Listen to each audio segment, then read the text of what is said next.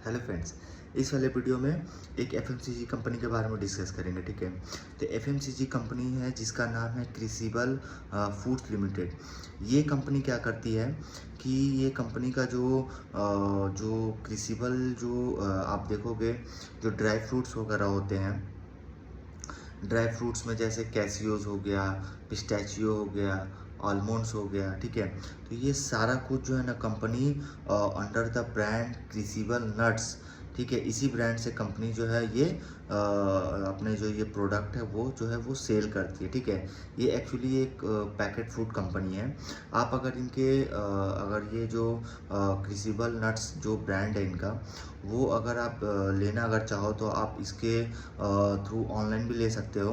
क्योंकि ऑनलाइन में देखोगे आप, जैसे फ्लिपकार्ट वगैरह में अगर जाते हो, वहाँ पे अगर आप सर्च करते हो क्रिसिबल नट्स, ठीक है, तो इनका जो आलमंड्स हो गया, कैसियोस हो गया, पिस्टैचियोस हो गया, ठीक है, और इसके साथ साथ मखाना हो गया, ये सारा कुछ जो है, ये जो प्रोडक्ट ये कंपनी ऑनलाइन वगैरह जो है वो सेल करती है। ठीक है, देन कंपनी इस मतलब ड्राई फ्रूट्स के साथ साथ कंपनी का एक और सेगमेंट है आइसक्रीम वाला। वो भी मेल्ट एंड मेलो जो है वो इस मतलब मेल्ट एंड मेलो ब्रांड से जो है कंपनी आइसक्रीम वगैरह जो है वो सेल करती है। ठीक है, देन कंपनी का अगर देखोगे, जो एक्चुअली कंपनी जो अपना प्रोडक्ट जो कंपनी सेल करती है, उसमें बहुत सारे तरह के उसमें सेगमेंट एक्चुअली फ्लेवर्स बोल सकते हो। क्योंकि अगर मान लो आप कैसियूस लेते हो, फ्लेवर कैसियूस, तो उसमें सॉल्टेड मिलेगा, पेपर मिलेगा, चिली मिलेगा, तो ये 3 तरह के कैसियूस मिलेंगे। देन आलमंड्स में भी सॉल्टेड होंगे। पिस्टैचियोज में देखो रोस्टेड सॉल्टेड होता है। देन मखाना में बोलोगे तो उसमें सॉल्टेड चीज़, पेरी पेरी, ये सब इनका जो है वो सब मिल जाएगा। ठीक है, ऑनलाइन। देन ये कंपनी का अगर आप देखोगे तो 64 कंट्री, एक्चुअली 64, हाँ 64, मतलब ये अवेलेबल है अक्रॉस 64 कंट्रीज़। ये टायर 2 एंड टायर 3 सिटीज़ में इनका प्रेजेंस है। देन कंपनी का देखोगे कि इनका जो ब्रांड है क्रिसिबल नट्स, ये इसी ब्रांड से कंपनी अपने प्रोडक्ट जो है वो मार्केट में अवेलेबल है। देन कंपनी का सेकंड जो आइसक्रीम वाला जो ब्रांड है, जो मेल्ट एंड मेलो जिसका है, वो देखोगे उसका अगर आप रिटेल टच पॉइंट देखो, इनका 34,200 प्लस इनके रिटेल टच पॉइंट है for ice cream, and 300 plus retail touch point across Singapore है। और ड्राई फ्रूट्स का देखोगे तो 11,000 प्लस इनके रिटेल टच पॉइंट है ड्राई फ्रूट्स के। देन उसके साथ साथ अगर इनके मैन्युफैक्चरिंग फैसिलिटी देखोगे तो वो औरंगाबाद में है। औरंगाबाद हो गया, सिनोली हो गया, और उसके साथ साथ हलकर्नी हो गया। ठीक है, तो ये सब इनके मैन्युफैक्चरिंग फैसिलिटी है। देन अगर आप प्रोडक्शन कैपेसिटी अगर आप देखते हो, तो प्रोडक्शन कैपेसिटी जो है वो आइसक्रीम का जो है, अगर आइसक्रीम का अगर देखो तो 1 लाख लीटर पर डे का, 1 लाख लीटर पर डे है। देन उसके साथ साथ इनका मिल्क प्रोडक्ट जो है वो 20 मैट्रिक टन पर डे है, और बेकरी जो है वो 10 मैट्रिक टन पर डे है। ठीक है, देन ये इनका ये जो है प्रोडक्शन कैपेसिटी है। देन वैसे अगर देखो तो जो इनका प्रोडक्ट है वो काफ़ी एक तरह से समझो तो काफ़ी प्रीमियम प्रोडक्ट है।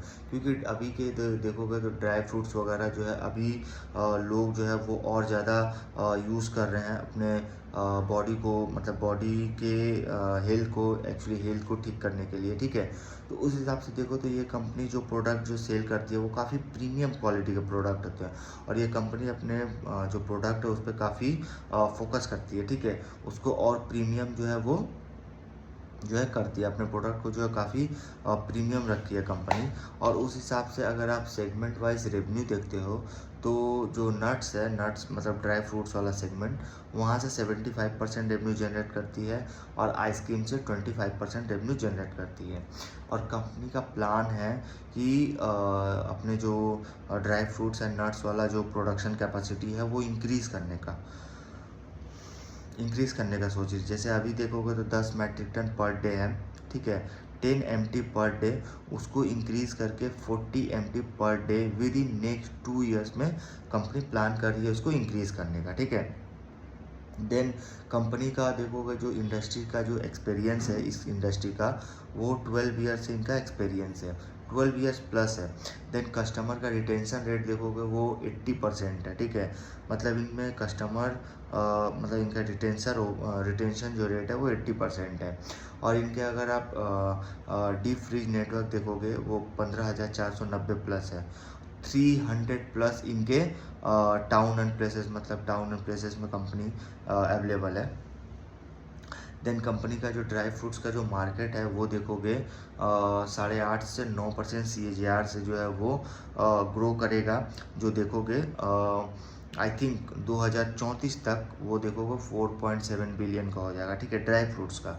और वहीं इनका अगर आइसक्रीम वाला मार्केट का सेगमेंट देखोगे तो वो ग्रो करेगा 16% CAGR से, तो वो 2034 तक 14.5 बिलियन का हो जाएगा, ठीक है, ये मार्केट।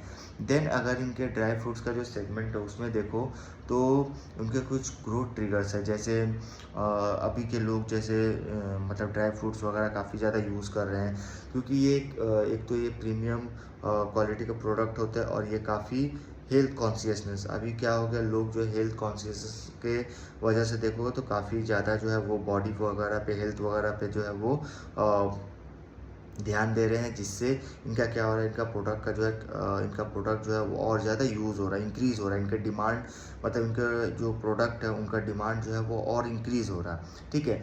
तो उस हिसाब से ड्राई फ्रूट्स में देखोगे तो इनके जो ग्रोथ ट्रिगर्स है जिससे इनमें और ज़्यादा ग्रोथ आ सकते हैं, तो वो उसमें ने तो जैसे राइजिंग हेल्थ कॉन्शियसनेस, मतलब लोग जो है अपने हेल्थ पे बहुत ज़्यादा कॉन्शियसनेस है, ठीक है, उसको बहुत ज़्यादा मेंटेन कर रहे हैं, उस हिसाब से ये सारे प्रोडक्ट को जो है वो कंज्यूम कर रहे हैं, ठीक है।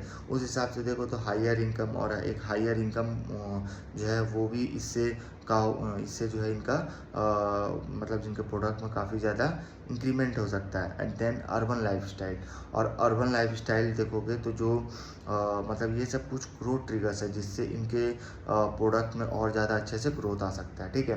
देन सेकंड आइसक्रीम वाला मार्केट देखोगे तो आइसक्रीम के कुछ इनके ग्रोथ ट्रिगर्स है, जैसे rising disposable income, product innovation, ठीक है।